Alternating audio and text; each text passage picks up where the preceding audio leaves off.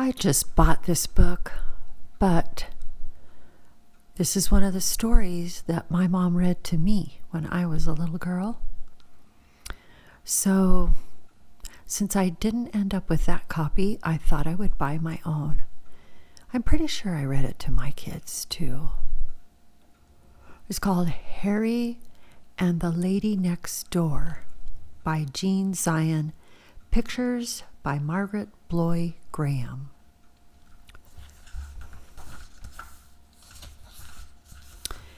Harry and the Lady Next Door. There's Harry right there. Look at him looking out the window. Look at his mouth. And his eye kind of gives you a hint of what's coming. Oh, look. 4 little chapters. Contents. The party. Harry's first try.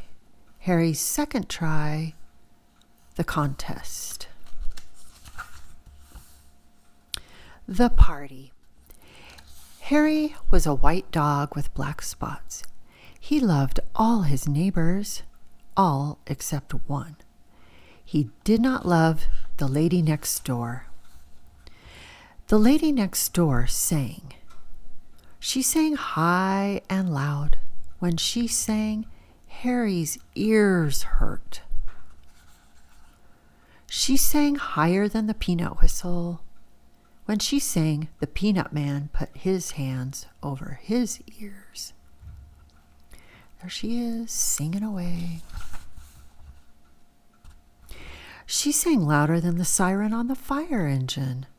When she sang, the firemen put their hands over their ears.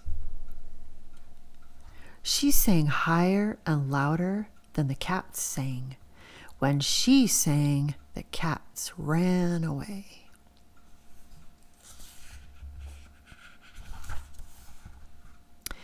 Harry tried everything to make her stop. He howled under her window. His friends howled too, but it didn't do any good. The lady next door went on singing. She sang higher and louder than ever. One day, Harry's family gave a party. They invited the lady next door. She came with her music. When she started to sing, Harry almost bit her leg, but he bit the leg of the piano instead. The family sent Harry out of the room. "You are a bad dog," they said. Harry just wagged his tail. As he walked to the door, some people said, "Poor Harry," but others whispered, "Lucky dog." When Harry pushed the door open, the wind blew in. It blew all the pages of music off the piano. They blew all around the room. Everyone tried to catch the music, but no one could. The pages blew out the door and into the garden.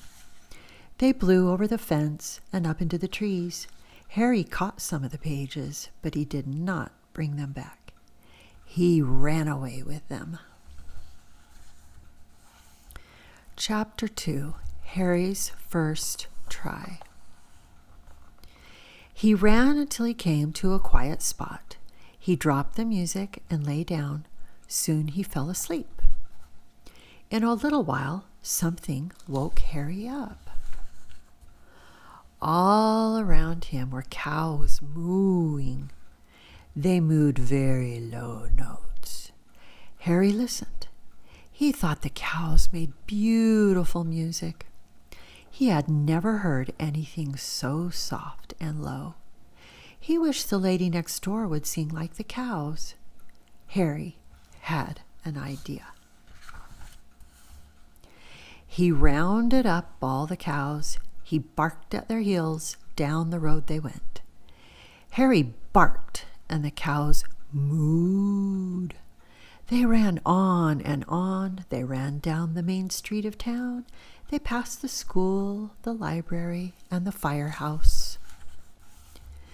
When they came to Harry's house, the lady was still singing. Harry ran ahead and stopped the cows. They went on mooing. They mooed and mooed and mooed. They all mooed so soft and low. The cows mooed for a long time, but it did not do any good. The lady next door went on singing. She sang higher and louder than ever. Harry's family called the man who owned the cows. He came and took them home. That night, Harry slept in the doghouse. Harry's second try. The next day, the lady next door sang some more. Harry's ears hurt more than ever. He went for a walk. After he had walked for a long time, he heard a wonderful sound. Oompa, oompa, oompa, oompa. It was low and lovely. Then Harry saw what it was. It was a big horn in the fireman's band. The big horn was even softer and lower than the cows mooing. Harry walked along and listened. He wished the lady next door would sing like the big horn. Then he saw the leader of the band. The leader threw his stick into the air. Harry watched. Suddenly, he had an idea. The next time the stick went into the air, Harry caught it. Harry ran in front of the band. The leader ran after Harry, and the band ran after the leader. Soon the leader was all out of breath. He stopped running, but the band ran after Harry.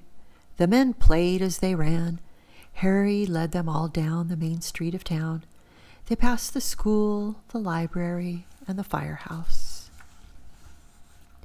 Harry stopped the band in front of the lady's house. She was still singing. The big horn player played even softer and lower than before. He blew and blew and blew right under her window. But it did not do any good. The lady next door went on singing. She sang higher and louder than ever.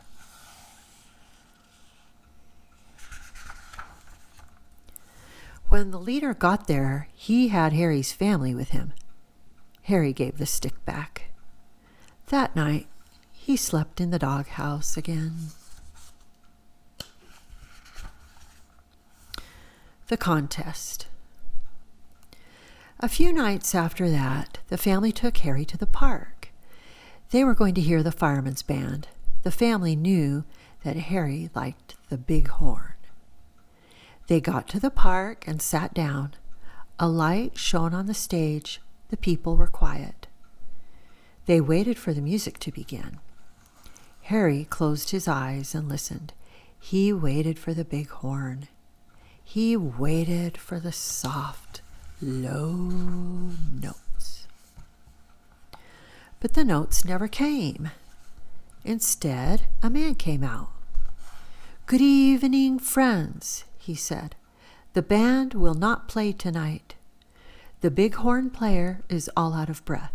Instead, we shall have a singing contest, and here are the ladies who will sing." Everyone clapped when the ladies came out. On the end of the line was the lady next door. Harry took one look and ran off. There he goes. He was almost out of the park when he heard something. Blurp, blurp, blurp, blurp. It was low and beautiful. Harry stopped to listen. It was even softer and lower than the cows and the big horn. He wished the lady next door would sing like this. Then he saw where the sound came from. It came from inside a watering can. Suddenly, Harry had an idea. He took the handle of the can in his mouth, then he ran with it. Where's he gonna go? When he got back to the bandstand, he walked quietly up the stairs. The lady next door was singing. Harry put the watering can on the floor behind her. Soon the lady sang a very high note. Then something happened. 2 frogs jumped out of the can. One jumped on the lady's head, the other jumped on her shoulder. The other ladies in the contest shrieked and ran from the stage. But the lady next door went on singing. She sang higher and louder than ever. When she finished singing her song, everyone shouted, "Hooray!" The judges whispered together. Then one of them spoke. "Ladies and gentlemen," he said, "the other ladies in the contest have all gone home. So the lady next door wins the singing contest. She is a brave lady.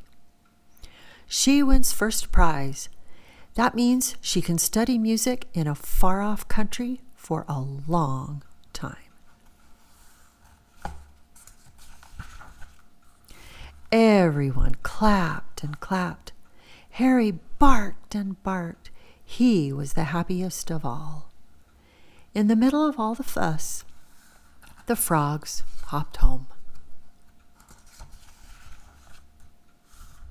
Soon the time came for the lady next door to go away.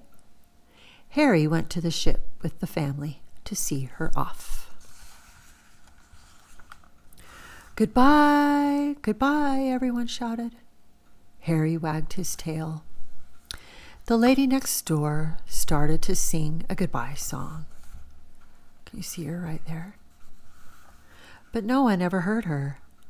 Just as she sang the first note, the ship blew its foghorn. It was a deep, low, wonderful sound. As the ship moved away from the dock, other boats blew their foghorns too. Harry thought it was the most beautiful goodbye song he had ever heard. There he is right there.